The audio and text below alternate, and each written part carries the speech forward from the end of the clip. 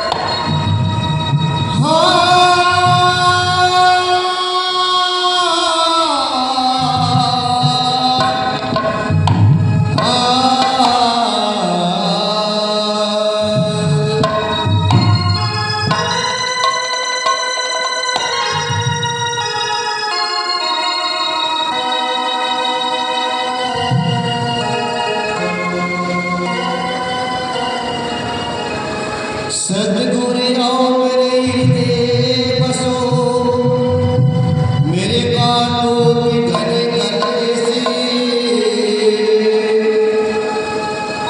ज्ञान दान के कारण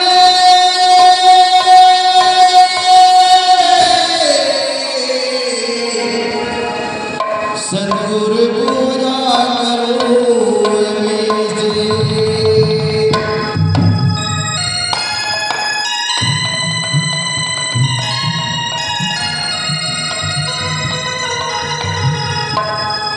आओ सब मिलकर करे गुणगान बाबा भीम का, अरे हम सभी के सर चढ़ा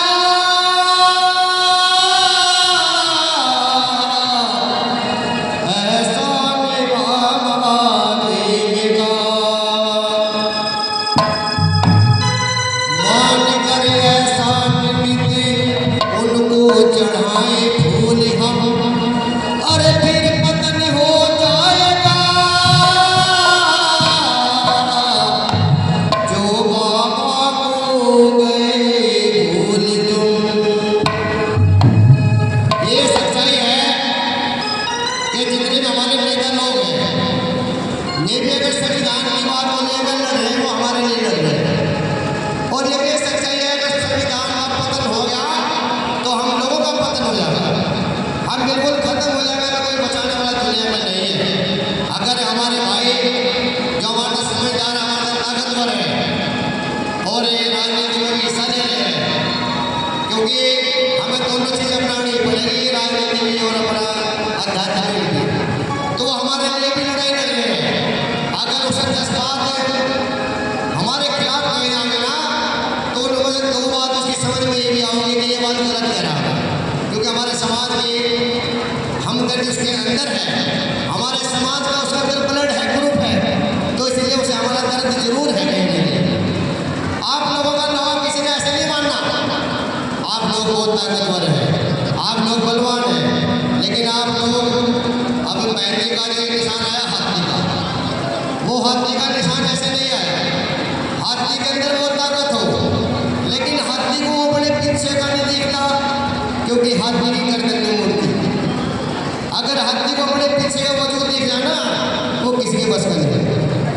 तो इसीलिए आपके अंदर बहुत ताकत है, आप अपने वजूद को नहीं पहचान रहे हैं, आप अपने सिस्टम आप लोगों का है उसको ध्यान नहीं रहना होगा। बाबा साहब एक बार लंदन से बैरिस्टरी कर गए और बाबा साहब कोर्ट में बैठ गए। कोर्ट में क्या होता है ना, आप लोगों को सत्संग हो सुनेंगे। वाणी भी मोबाइल के अंदर बहुत ज़्यादा है, लेकिन जो सत्संग के माध्यम से आपको ज्ञान मिलेगा वो कहीं नहीं मिलेगा, वो यही मिलेगा महाराज जी के चरणों में। तो वहाँ पर एक व्यवस्था थी कि मनवादी, स्वर्णवादी और ये वहाँ पर बहुत तगड़ी मनवादी व्यवस्था थी कि बाबा साहब को वहाँ पर किसी ने बैठने नहीं दिया। जब बाबा साहब को बैठने नहीं दिया तो बाबा साहब के पास कोई केस के लिए आता था। बाबा साहब घर से पानी लेके जाते थे और पानी पी करके वापस आ जाते थे। 1 महीना तक कोई केस नहीं आया। एक सेठ के लड़के को फांसी होने वाली थी। वहाँ पर होता क्या है कि जितने भी वकील हैं सब ने उस केस को देखा, लेकिन वो किसी के समझ में नहीं आया। उसके बाद फिर वकील के पास में सेठ और सेठानी गए और सेठ सेठानी ने फिर वकीलों के सामने आग्रह किया। तो वकीलों ने एक हंसी मजाक में ठंडे में कहा, अगर तेरा एक आदमी केस लड़ सकता है, वो बाहर चमार का लड़का बैठा अम्बेडकर, वो तेरा केस लड़ सकता है। तो सेठ सेठानी परेशान हो गए, मजबूर हो गए, अपने गरज बावड़े वो बाबा साहब के पास आ जाते हैं और बाबा साहब को फाइल दिखाते हैं। क्या देखते हैं कि फाइल के अंदर तो कोई जान नहीं थी, कोई ताकत नहीं थी। वाणी सुना मैं आपको सुनाता तरीके से, माँ बोलते तरीके से सुनने लगा, मैं सुनाऊंगा अपने तरीके से, क्योंकि हर आदमी का अपना तरीका होगा। तो फिर क्या होता है, वाणी तो बहुत है, लेकिन वाणी आपको ऐसी वाणी बहुत कम मिलेगी। तो फिर क्या होता है, तो जब सेठ सेठानी बाबा साहब के पास फाइल लाते हैं तो बाबा साहब देखते हैं कि फाइल में कोई जान नहीं है और सेठ सेठानी को मनवा लड़ने के लिए कह रहे हैं।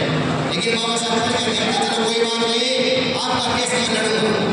और इस वाणी के माध्यम से इस केस की कैसे बात बताई जाती है आप लोगों को ध्यान से सुनना है। वाणी में पूरी में नहीं, एक गली में नहीं, एक लाइन में नहीं, एक शब्द में ध्यान देना अगर आपको समझ में आए।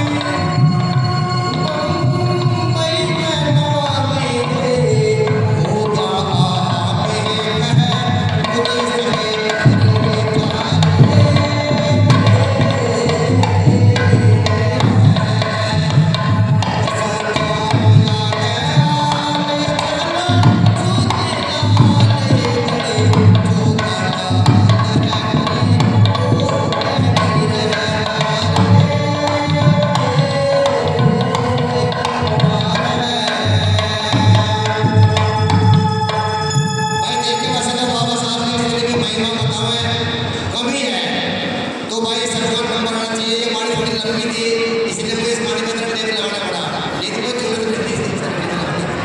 क्योंकि बाबा साहब की तो उपमा जितने कहते थे कम है, तो सभी संत महापुरुषों की